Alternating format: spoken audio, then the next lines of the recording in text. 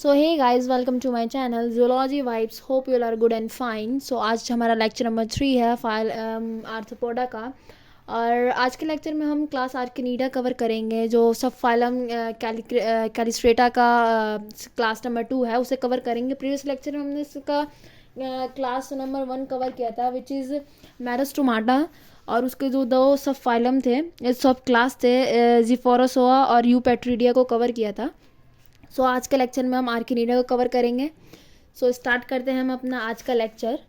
जो स्टार्ट करेंगे हम जहाँ से, क्लास आर्किनीड से। ये जो क्लास आर्किनीड्स हैं, ये लार्जेस्ट हैं, ये कैलिक्रेटा क्लास सब फाइलम है। इसके जो लार्जेस्ट हैं, these are the largest chelicerated class. सबसे ज़्यादा इसमें है। It includes common and familiar but diverse like spiders, ticks, mites, scorpions. बहुत सारे ये जो मेंबर्स कंक्लूड रखता है अपने अंदर। बहुत सारे ऑर्डर्स हैं, हम इनके ऑर्डर्स भी पढ़ेंगे आगे।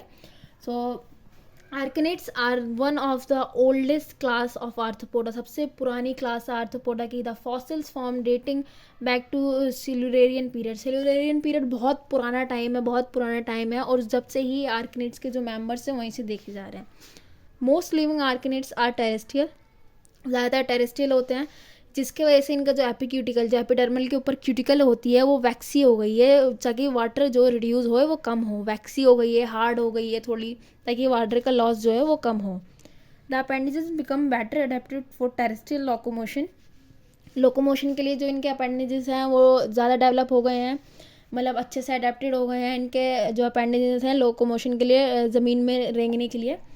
Arthropods are generally carnivorous and partially digestion of food takes outside the body of animals. जो आर्किनिड्स होते हैं कार्निवोरस होते हैं, मतलब ये फ्लैशी पे ज़्यादा, मतलब दूसरे जो छोटे छोटे आर्थ्रोपोड्स होते हैं, क्रस्टेशियंस होते हैं, उन पर डिपेंड करते हैं। जो आर्थ्रोपोड्स हैं ज़्यादातर उस आर्किनिड जो है उस पर डिपेंड करते हैं।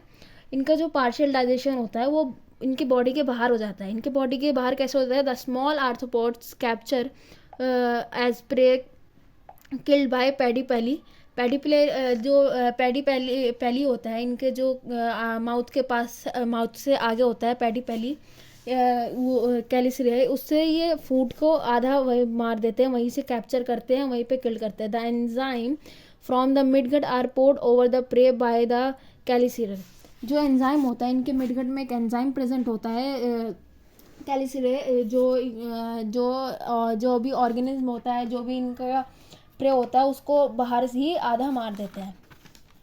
सो इनका जो डाइजेस्टेड होता है वो आधा तो बाहर ही हो जाता है। The partially digested liquid food is taken through the mouth bye means of strong sucking pharynx. इनके जो फेरिंग्स होते हैं वो सकिंग होते हैं, बहुत स्ट्रॉन्ग होते हैं, मस्कुलर होते हैं। उसके थ्रू जो इनका जो पार्शियली डाइजेस्टेड, आधा तो बाहर डाइजेस्ट हो गया फूड, जो अंदर आ रहा है वो फेरिंग्स के थ्रू अंदर आएगा।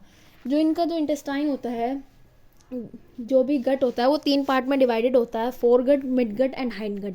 फोर गट जो होता है उसके पास वही फेरिंग्स प्रेजेंट होता है, जो हाईली पंपिंग होता है, फूड को अंदर पंप करने में हेल्प करता है, अंदर पुश करने में हेल्प करता है। और जो मिड गट होता है, मिड गट जो होता है क्यूटिकल की लेयर से लाइन होता है, जो एब्जॉर्व करता है और सिक्रीट करता है कुछ सेल्स को। उसमें डाइवर्टिकुला प्रेजेंट होता है और जो सरफेस एरिया को इंक्रीज करता है। जो मिड गट होता है उसके पास डाइवर्टिकुला प्रेजेंट होता है, जो इनके प्रोजोमा के एंड पे पाया जाता है, मिडगट के, मतलब मिडगट के स्टार्टिंग में पाया जाता है। जो डाइवर्टिकुला एक उभरा हुआ स्ट्रक्चर होता है, जो एक फुला हुआ स्ट्रक्चर होता है, जो कुछ नहीं करता है बेसिकली। इनका जो एब्जॉर्बेशन का सरफेस होता है उसको इंक्रीज कर देता है, ताकि फूड जो है अच्छे से डाइजेस्ट हो जाए। और उसके बाद जो होता है, जो मिडगट होता है, उसके बाद आता है हाइंड गट। हाइंड गट में जो बाकी की एब्जॉर्प्शन होती है वो होती है। The midgut continues into the posterior part of abdomen as rectum where it's open to outside by anus. और जो हाइंड गट है उसके बाद, इसमें डिटेल में दे रखा बुक में, बट मैं आपको एक्स्ट्रा बता रही हूँ। जो हाइंड गट होता है उसके बाद आपका रेक्टम आता है, जहाँ पे कुछ टाइम के लिए जो वेस्ट मटेरियल है, एक्सक्रीटरी मटेरियल, वो स्टोर होता है, एंड देन एनस के थ्रू आउटसाइड हो जाता है बॉडी के बाहर। इनका जो नर्वस सिस्टम होता है वो हाईली कंसनट्रेटेड होता है। The brain is comprise of protocerebrum. Brain जो होता है वो प्रोटोसेरिब्रम कंटेन करता है, and tritocerebrum. And in the many orders most or all thoracic abdominal ganglia have moved and fused with subesophageal ganglia. Thus often nervous system appears in the form of ring around the esophagus. Esophagus के around जो होता है ring से structure बना देते हैं ये लोग, एक रिंग से स्ट्रक्चर बना देते हैं जिससे जो भी इनका जो भी नर्वस सिस्टम चलता है वही चलता है. जैसे एनालिडा में था सुप्राइसोफ्लैंगियन जो है वो हमारे फेरिंग्स के पास था, वैसे ही एनालिड्स की तरह इनका ही पूरा नर्वस सिस्टम होता है. अगर आप ने नहीं देखी मेरी एनालिड्स वाली वीडियो तो आप उसको देख लीजिए, आपको नर्वस सिस्टम अच्छे से समझ आ जाएगा. The sense organ include sensory hairs, eyes and slit और सेंस ऑर्गन. जो सेंस ऑर्गन्स होते हैं उसके पास सेंसरी हेयर्स होते हैं, आइज होते हैं और स्लिट लाइक सेंस ऑर्गन्स होते हैं. The sensory hairs are chemoreceptors olfactory in function. जो सेंसरी हेयर्स होते हैं वो कीमोरिसेप्टर्स होते हैं, ऑल्फैक्टरी रिसेप्टर्स होते हैं, मतलब स्मेल को डिटेक्ट कर लेते हैं.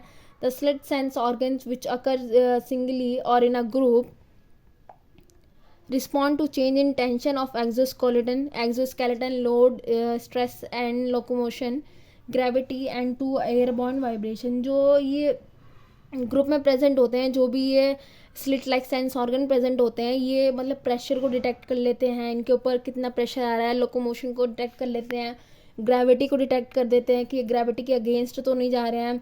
और जो एयरबर्न वाइब्रेशन मतलब जो हमारे इन्वायरमेंट में कुछ ना कुछ आवाज़ें तो रहती हैं हमेशा, चाहे जितना भी शांत माहौल हो, हवा की आवाज़ें आती हैं, किसी चीज़ की आवाज़ आती है, तो उन सबको डिटेक्ट कर देता है.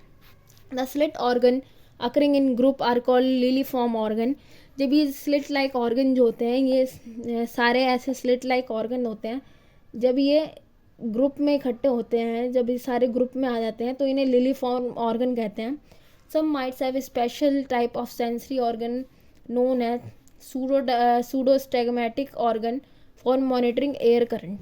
कुछ जो माइट्स होते हैं उनके पास स्पेशल सेंसरी ऑर्गन होता है जिसे हम सूडोस्टेगमेटिक ऑर्गन कहते हैं, जो एयर करंट को मॉनिटर करता है, मतलब एयर करंट किस डायरेक्शन में है, किस डायरेक्शन में नहीं है, उसको मॉनिटरिंग करता है. नेक्स्ट जो है आर्कनेट पोसेस बुक लंग्स. मैंने पहले बताया बुक्स लंग्स होते हैं, लैमिला होता है जो एक के ऊपर एक फोल्ड्स बना रहा होता है. इनका कुछ ऐसा होता है जो लैमिला एक के ऊपर एक ऐसे कुछ स्ट्रक्चर बना रहा होता है, उसी को हम बुक लंग्स कहते हैं. बुक की तरह ये स्ट्रक्चर्स बना रहता है, इसलिए बुक लंग्स कहते हैं. और ट्रैकिया और बोथ रेस्पिरेटरी ऑर्गन, ट्रैकिया भी होता है या फिर दोनों रेस्पिरेटरी ऑर्गन दोनों भी प्रेजेंट हो सकते हैं. Book lung are considered to be modified book gills as resemble them in structure. Book gills basically इसलिए कहते हैं कि मैंने पहले बताया इनके स्ट्रक्चर की वजह से इन्हें बुक गिल्स कहा जाता है. However, they occur as pocket of ventral abdominal wall. On one of this wall is folded into lamella in which blood circulates. जबकि जो ये जो होते हैं वेंट्रल साइड में प्रेजेंट होते हैं, जिसे मतलब जिस साइड से जो भी मेंबर जो भी ऑर्गेनिज्म है उसका जो ज़मीन से जुड़ा हुआ हिस्सा होता है वहाँ पे ये लाई कर रहे होते हैं. और इनकी जो एक वॉल होती है वो लैमिला में कन्वर्ट होती है जिसमें ब्लड सर्कुलेट होता है. Outside this lamella there is circulation of air enabling respiration. जो इंटरनली लैमिला में जो होता है ब्लड सर्कुलेट होता है, और आउटसाइड जो होता है वो एयर का सर्कुलेशन होता है, मतलब एयर गैसेस एक्सचेंज हो रहे होते हैं. नेक्स्ट जो बात करते हैं, the heart is located in anterior half of abdomen. बीच में लाई करता है इनका जो हार्ट है, एब्डोमेन के बीच में लाई करता है. But in other आर्कनेट्स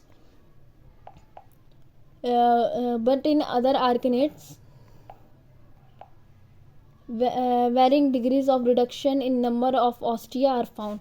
ostia basically इनके हार्ट के ओपनिंग को कहा गया है, मतलब हर सेगमेंट में इनके ऑस्टिया प्रेजेंट होता है, इस तरीके से यहाँ पे आप इमेज में देख सकते हैं ऑस्टिया प्रेजेंट. तो ये जो ओपनिंग होती है, ये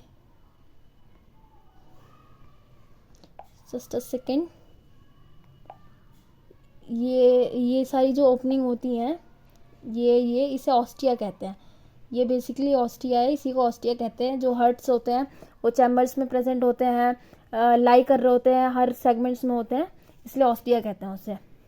जो एक्सक्रीशन होता है is carried out by means of coxal gland, Malpighian tubules. The coxal glands are derived from coelomic sacs. जो ये कॉक्सियल ग्लैंड्स होते हैं जो एक्सक्रीशन के लिए हेल्पफुल होते हैं, ये जो सीलोम होता है उसमें जो सेक्स बनते हैं उसी का मॉडिफाई हुआ स्ट्रक्चर है। Their ducts open in coxae of legs, legs में ओपन होते हैं इनका जो डक्ट है, और लेग्स में ओपन होता है जहाँ से ये एक्सक्रीट कर देते हैं अपना। The Malpighian tubules are slender tube arising from the mid gut and opening into the it. Mid gut से जो ये स्लेंडर लाइक स्ट्रक्चर है वो अराइज हो रहे होते हैं मालफिजन ट्यूब्यूल्स से, जो मिड गट से अराइज हो रहे होते हैं। जैसे ये हाइंड गट है, ये मिड गट है, और ये फोर गट है, सॉरी हाँ ये आपका फोर गट है, ये मिड गट है, नहीं ये हाइंड गट है।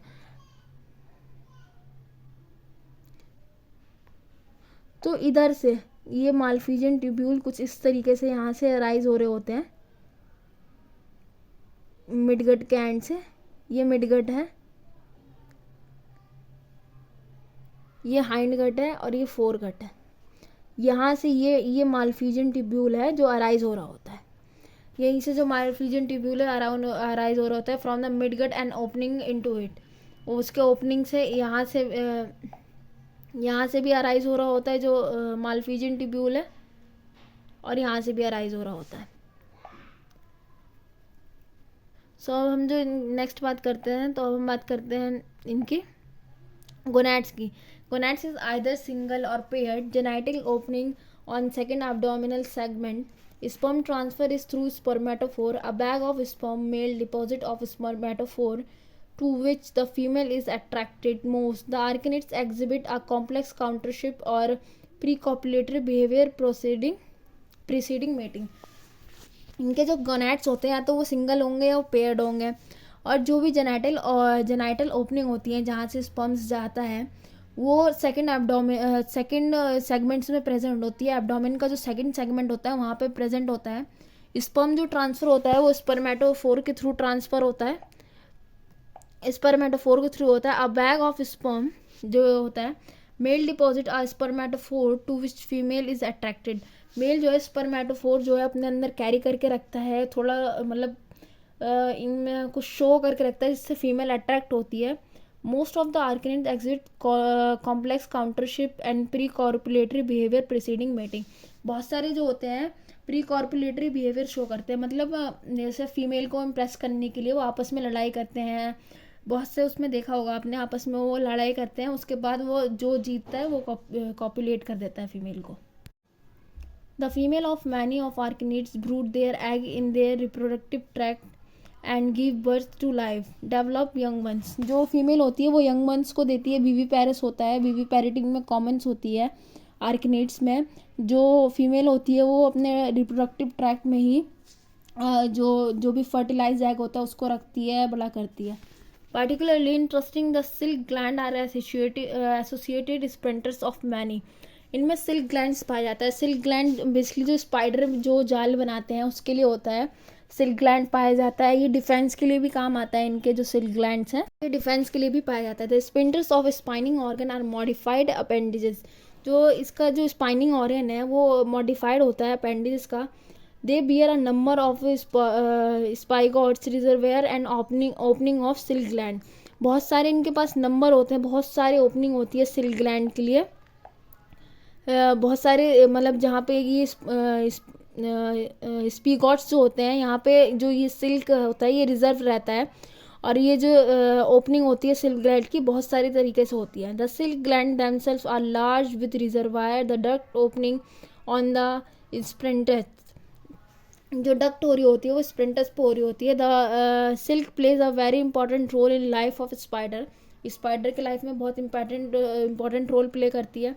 The web of this to catch the prey. Many spider use silk thread as drag line or safe line as used by mountain climbing.